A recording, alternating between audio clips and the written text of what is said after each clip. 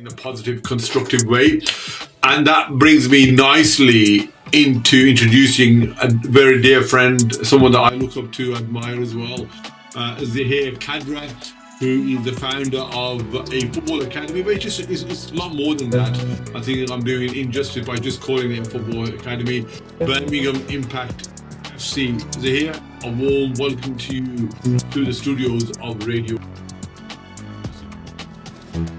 So, you obviously, like myself, are a footballing man. You've got your own academy as well. And sometimes I ask the question, why am I doing all this? And, so the question is, how did you get or enter the field of opening your own football academy, especially an inner city deprived area like Island Rock, Warden, the Stroke, Hodge Hill? Well, it's a long story, but cutting it short, yeah. What happened was I had health issues. I was diagnosed with 2 liver cancer. Okay, after finishing treatment, sending my CV out, no one would give me a job. Sent out to various companies, I've held various high-level positions, but not even one reply. I did some research, and even research actually highlighted the fact that employers see that as if they see that on a CV, it's looked at it negatively. The fact you take it out of work. Anyway, I then live in a crossroad from a local park, so there was nothing really happening there. I then went out with a questionnaire, spoke to parents, what would you like to see in a local park? And many parents said football, asked them what time they would prefer. 99% of the parents said afternoon. Surprisingly enough, Saturday morning, no one wants to wake up early, especially now here. Yeah, absolutely. So they all said yes in the afternoon, asked them how much they'd be happy to pay. And then what I did was I just went out and bought a bag of footballs, went to my local park, and started from there. Yeah, and that was like 7 years ago. So wow, and time was flying. But I'm just going to take you back to when you were obviously, told and diagnosed with your cancer. For most people, the whole world comes crushing down. People start feeling sorry for themselves and thinking, "Oh my God, what's going to happen? Am I going to survive through this?" It must have been a real traumatic, tough time for yourself and also for your immediate family. Oh, it was a very tough time, and I'll actually tell you, I've actually been diagnosed and treated for cancer on 3 occasions in the last 10 years. Wow. Okay.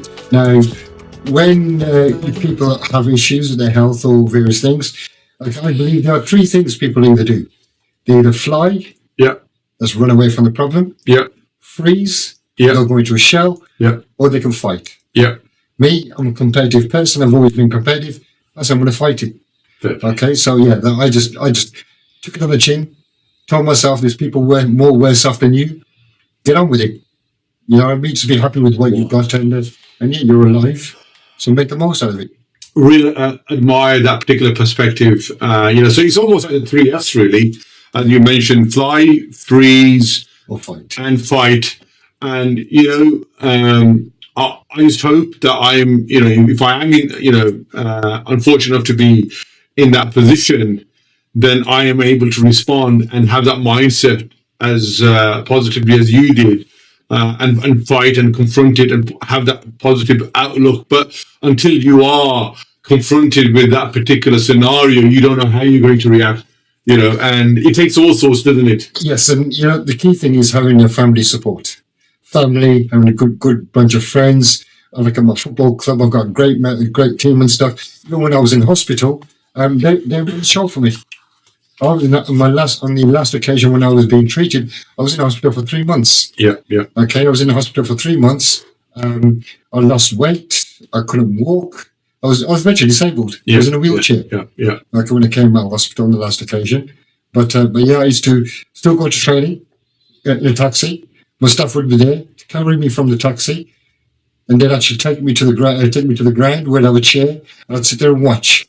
And they're here to have cancer once and to beat it is admirable, it's very heroic, but to have it twice, 3 times, and on the last time I remember we had a friendly match with yourself at Warden Park, and I can vouch for what Zehir is saying. He was there all wrapped up warm, with his scarf and, his snood and so on. And he was in his wheelchair, if I remember right. I'm sure you had someone pushing you and all sorts. I even said to you, you know what, please, go home. And he said, no, I want to be here.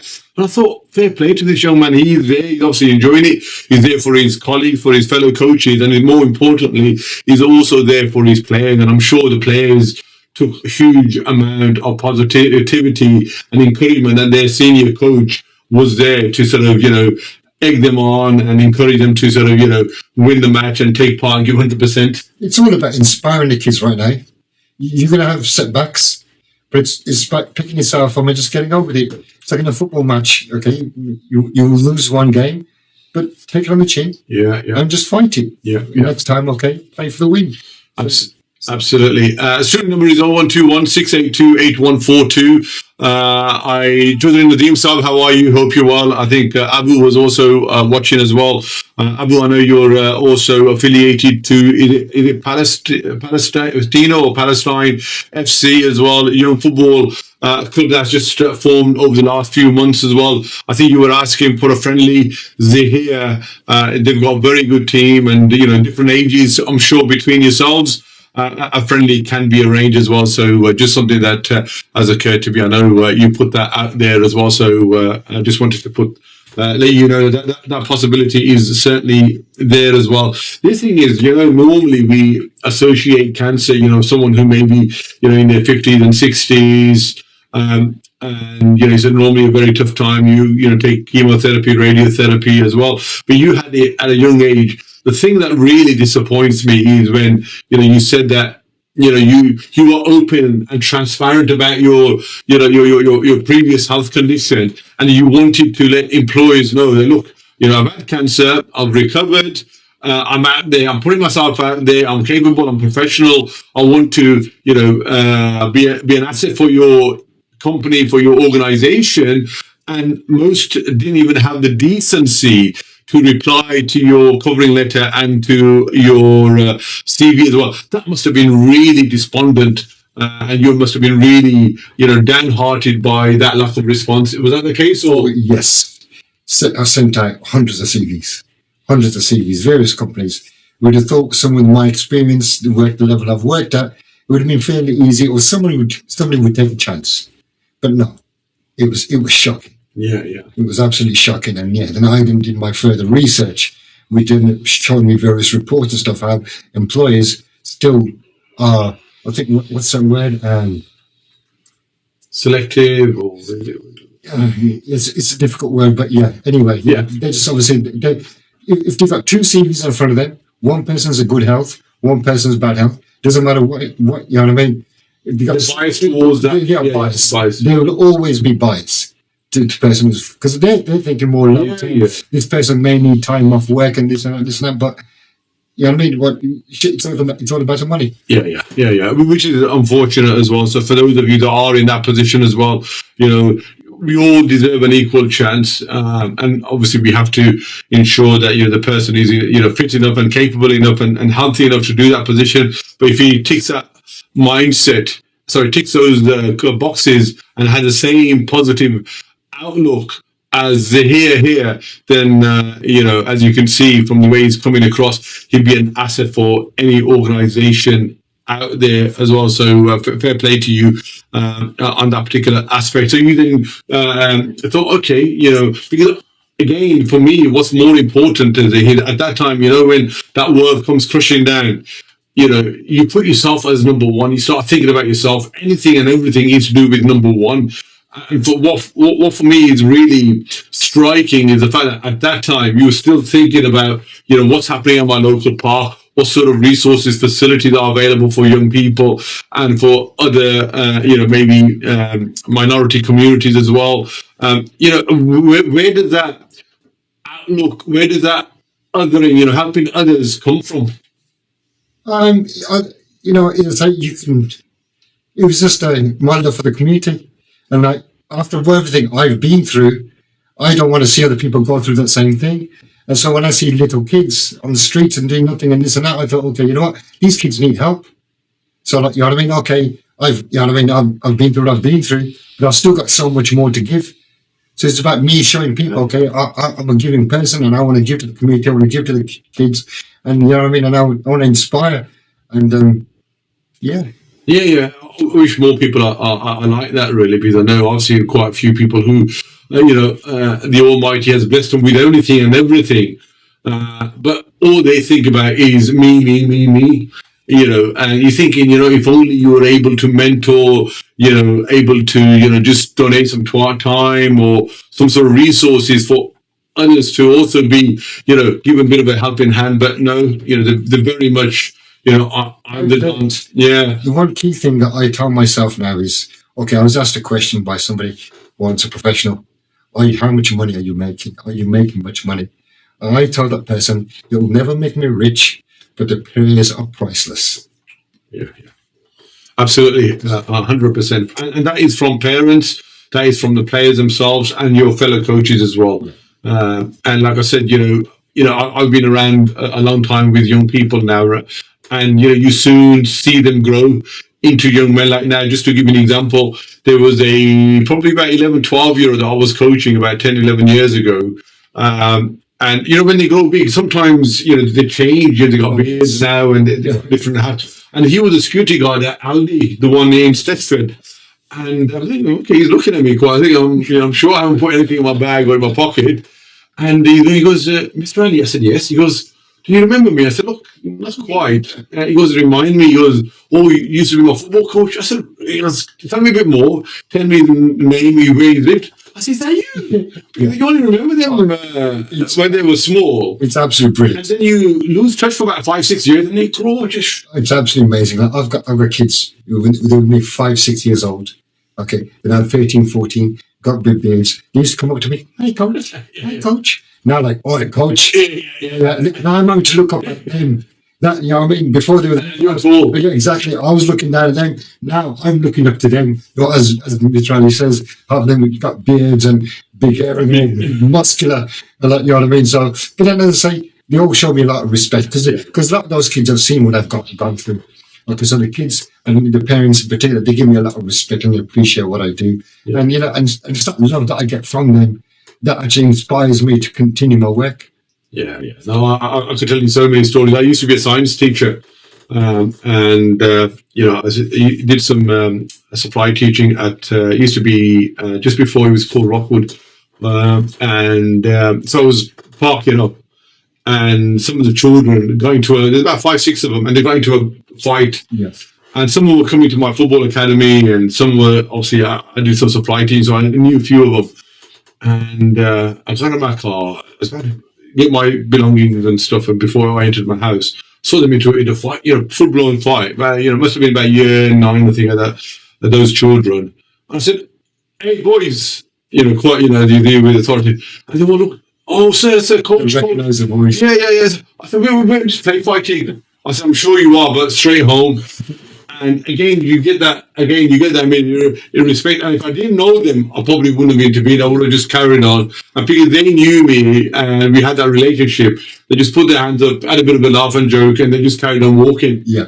And you know what? And that sort of thing, you can't put a price on it. No. You can't put a price on it. And so a bit more about your academy. So then you obviously had the feedback from your questionnaires and you went through it. So, okay, there's a real need, a real gap here.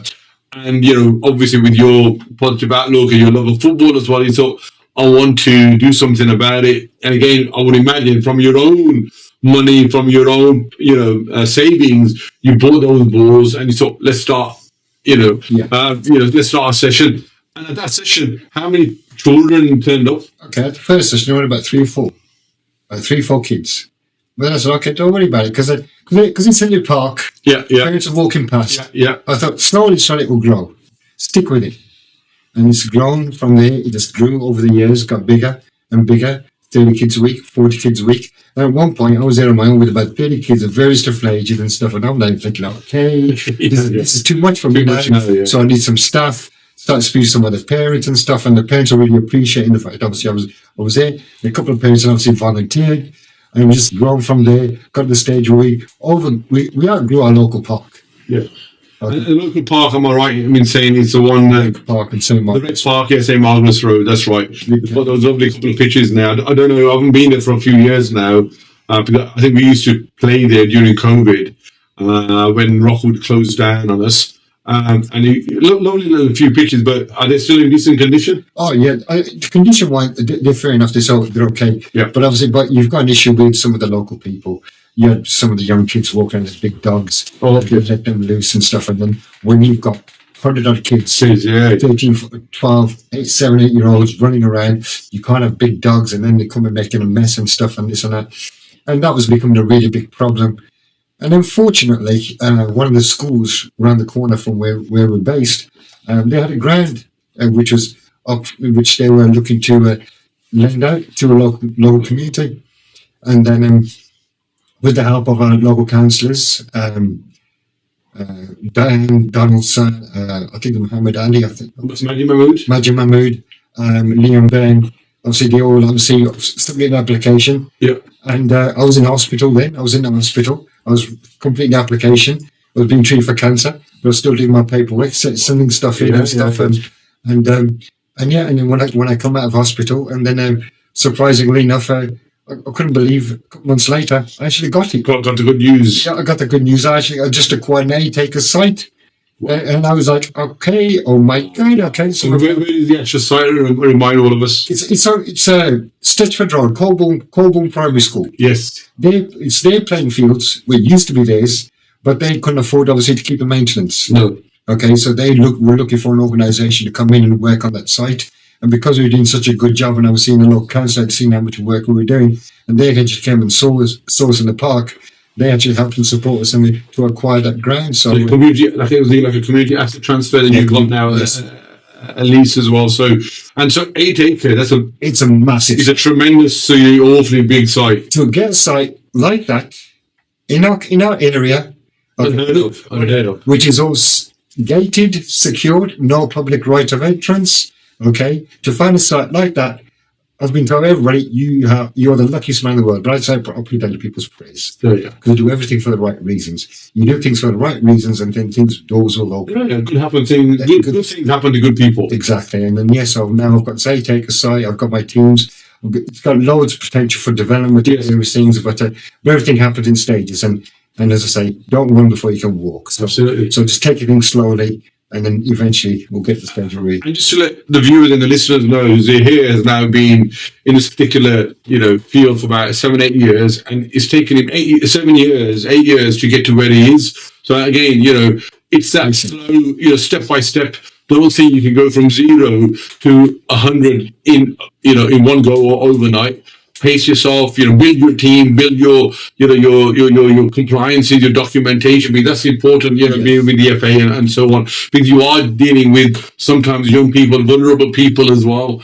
And, the last thing you want is, making sure, safeguarding and your child protection policies are in place. And people don't realize that, they don't see that, do they? People don't realize how much work I do. It's like, and they say, but I've got to do everything. I've got to raise the funds to pay the rent on the site. I've got to do all the maintenance of the site. I've got to provide all the equipment. I've got to make sure all the kids are all safe. I've got to make sure enough staff on site. And there is a lot to it. And the one key thing about my club is no one is turned away. Good. Because of their abilities, or even with minor disabilities or language issue, we don't turn anybody away. So we're close to anybody. So we've got kids of all different shapes and sizes and different religions, different cats and stuff. But then that's what we're all about. So all the kids mixing, they're all learning about each other and obviously becoming friends and supporting each other and stuff. So thank you. Sorry, I'm going to stop you there. Someone's said, is that Zehir Kadra? Yes. They're asking, how's your health at the moment? My health is okay. Mashallah, you know what I mean? As I say, I'm going from being in a wheelchair, I'm walking and stuff. I can't run. But my running days are over. Okay, and I don't want to be chasing people anymore. But my health is generally is pretty good. And from when I saw you a couple of years ago to now, you look much stronger. Obviously, you still got that, lovely smile. I did a bit of weights at home. Got a little routines, trying to do a bit of weights at home. So I've just signed up at my local gym. So I'm going to be starting going to the gym. So no, thank you for asking. Thank you. I hope that answers your question as well. Juvaid, Assalamu alaikum, to your guest as well. Thank you, Hopper Holiday. Thank you for that, Mr. Akhtar as well. Keep your question in the comments coming in. If you want to know about the timing of the sessions, and so on. And if your child is interested, how they can get themselves enrolled, please, ask away, and we'll try our best to answer those. So you've got an 8 acre site. And are you currently using all of that, or are you trying to sort of manage it as you grow? So we've got full size pitch, which is used for the older boys. Yeah. Okay. We've also got an under 12s, got a 9-side pitch. Yeah. For the under 12s, we've got a small training pitch for the under 8s. So we've got 3 pitches on site, and still ample space all around the outside. So it's absolutely brilliant. When the parents can come with the little kids to let them loose, and the kids just run around everywhere and stuff, and it's just brilliant. Yeah. We've had the FA, we've had Villa coming, and they're supporting us now, their academy, and one of their coaches came and said, he goes, you couldn't believe the family atmosphere. He goes, this is one of the few clubs he's gone to also where there's no bad language at all. That's one thing that I'm very strict on. Discipline. Yeah. Okay. And all the kids, you all know that now. So there's no bad language. Everyone's laughing, joking. Okay, there's a bit of banter between us kids. Yeah. But then everybody knows there is a limit to what they can and can't do. But then, Yeah. No, I was very similar to when we had our sessions at Warden Park and also at Rockwood as well. Swearing was a big no-no, bullying, fighting was a big no-no, and so much so that the local social services and the police got in touch to say, look, are we able to send kids to yourself, because we've heard how how strict you are on the discipline. I said, yeah, absolutely, because so we, for us, it's a safe place. Yes. For children to come to where they can just be themselves without any fear of reprisals or someone else trying to malign or bully them. And I was very keen on that. Okay, it's hard work. Oh yes. You constantly you got to be on top of them, and because that's what the kids are. They're looking for that little chink, aren't they? A little bit of opportunity, and before you know it, they start pushing a bit further back. But no, I think it's important, and you need all the coaches to be on par. And I know one or two were a bit more softer than myself, but you kept telling them, be strict. You're not their mates. You're there as, again, mentors. You're there as coaches to have a laugh and joke. But when it's time to work, you work as well, because you want them to achieve and realize their potential. Yeah, I would say it's like we let the kids all know right at the start. We've got club rules. We said give it out to the parents and stuff, so all the parents will read it. They'll see what our rules are all about, and we ask them to read it to the kids to make sure the kids know honestly what the rules are and stuff. And fortunately, as I say, we've not really had any issues. No. You know what I mean? So it's like everyone knows the rules, and it just says it's a friendly atmosphere, and we're trying to make training fun. Yeah. Okay, so everything's all about fun, whatever they do, and that way, then obviously, don't give them a chance to start thinking about the latest thing and want to mess about and stuff, because it's so busy. They're having fun playing football, so they haven't got time to mess about. Talking about messing about, Zehir, we know. I don't know if you're a father. Are you? No, you're. Oh, yeah, nephews. No, that's fine. So you know how the young people now. This thing is an absolute, a big no-no. Everyone's got one.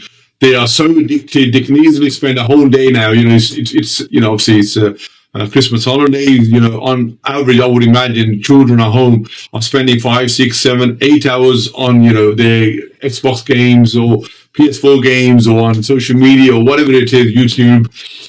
How do you get them away from that and outside into a playing field on a football pitch? Basically, one of the reasons is the fact, obviously, it's got to make it fun. That's the key thing. It's got to be fun. Don't make it too difficult. Don't make it too serious. Okay, like you're playing a team and this and that. Okay, you got to do this, you got to do that. Like, you know what I mean? But I did have an issue with mobile phones. Okay, I've banned mobile phones from my ground. The kids can bring a mobile phone, but it stays in their bag. Yeah. Okay, it doesn't come out of their bag until the session's over. Or halfway through the session with the older boys, they can take the phone out just to check if there's an emergency message. If not, the phone goes in the bag.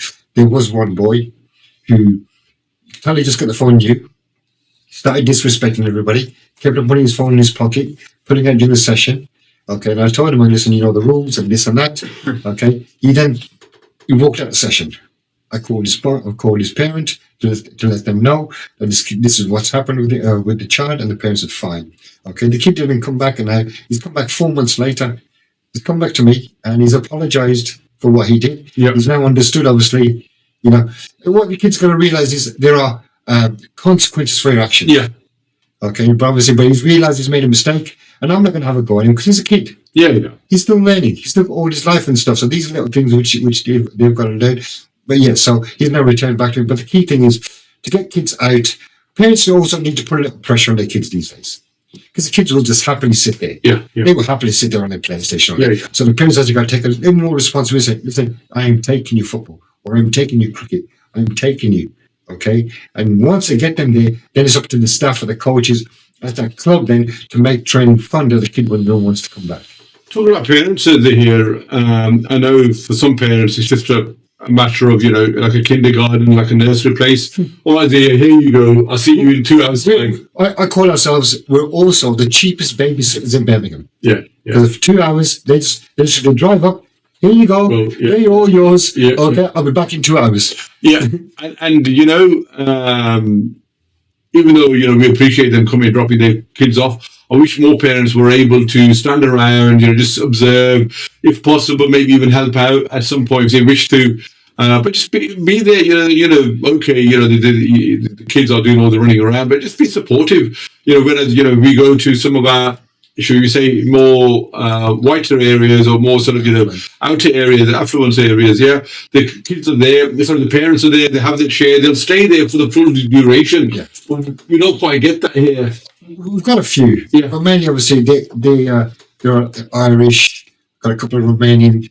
Got a Polish parent, like you actually do come and stick around, but you don't get many of the Asians. No, but then that's partly comes down to the fact that with Asians they got big families.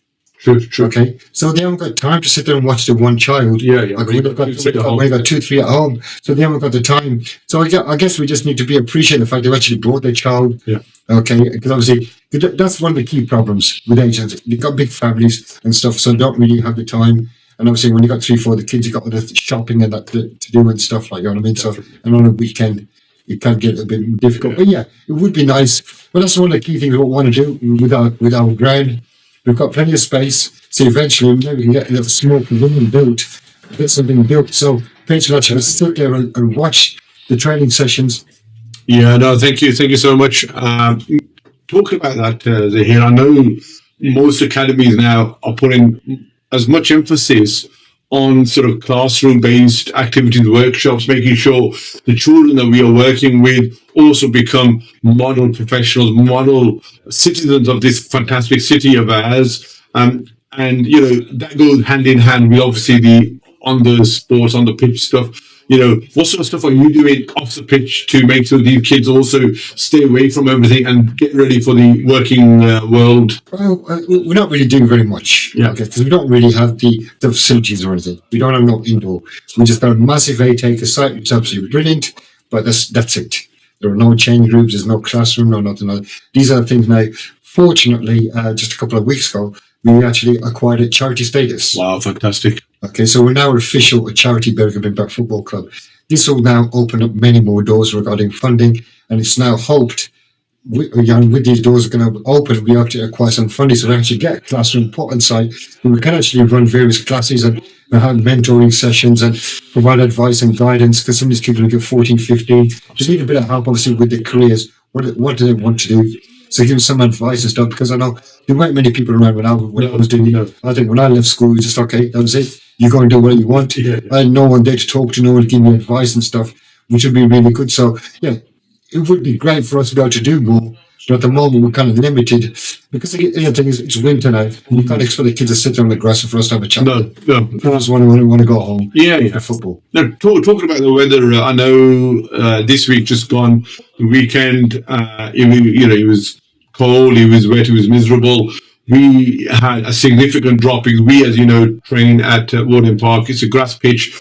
We still are in that sort of mindset that when it's wet, when it's cold, parents, it's mostly parents really, who just said, no, beta, it's too cold, it's too wet, you're going to get your clothes dirty, you're going to get your shoes dirty, so on. Don't go this week. And so we only had about 7-8 kids, and we normally get about 30 to 40. So we had about 7, 8. So we just did some drills really and some different sort of, exercises. But do you also have the same? Yes. Yeah, we have the same thing there. In which time the numbers do dwindle, and when the weather is really cold. But then what we do is, okay, if it's cold but it's not wet, then it's okay. Yeah. But if it's cold and wet, then we need to cancel the session because we've got to appreciate the fact these are little kids.